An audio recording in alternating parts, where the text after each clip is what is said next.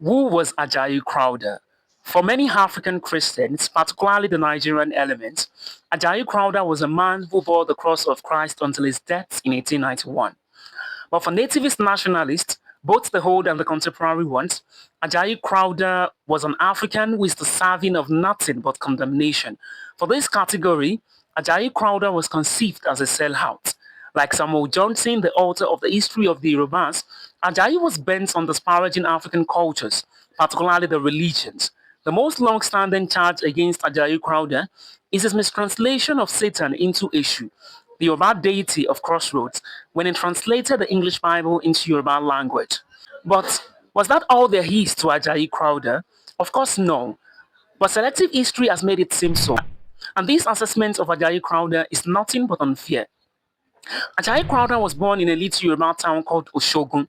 In 1821, Oshogun was to have her own share of the pillage that had been plaguing Yoruba land since the decline of the old Oyo Empire. Togun was besieged by certain Yoruba and Fulani Muslims who doubled as warlords. What happened next were the hallmarks of warfare, or specifically slave raids during this period.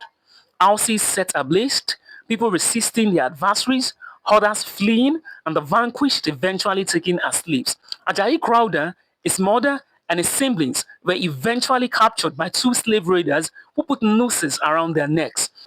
What is most fascinating and equally distressing about Ajayi's story is that first, Ajayi was eventually separated from his mother and his two siblings. Second, Ajayi was exchanged at different towns for trivial items, at least in today's context.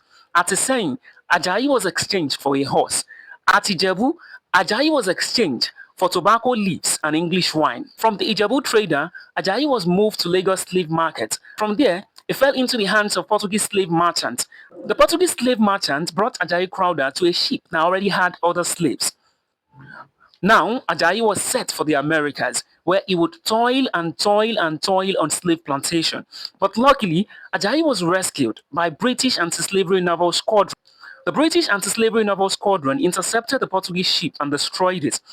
Ajayi himself reported that 102 out of 189 slaves died in the resultant shipwreck. Ajayi was taken to Sierra Leone, where he was treated as a freeman and placed in a CMS school. In a sense, Ajayi was given a new life by the British. It is only natural that Ajayi pitched his tent with Britain and Christianity. For someone whose life was as complex as this, I think it is charitable that we pay less attention to his failing than his feat. You and I were in his shoes, we would definitely do the same thing. By 1864, Ajayi Crowther had become the first African to be ordained as a bishop in the Anglican Church. Even before then, Ajayi Crowther had developed the Yoruba orthography, grammar, and the language generally. In 1843, Ajayi Crowther published a book titled Grammar of the Yoruba Language. That was a milestone for the Yoruba people.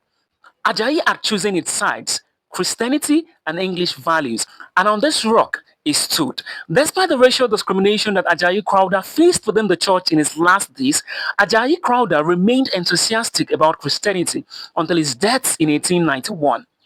Please do me a favor, keep watching Just-Afrolens. Thank you. Yeah.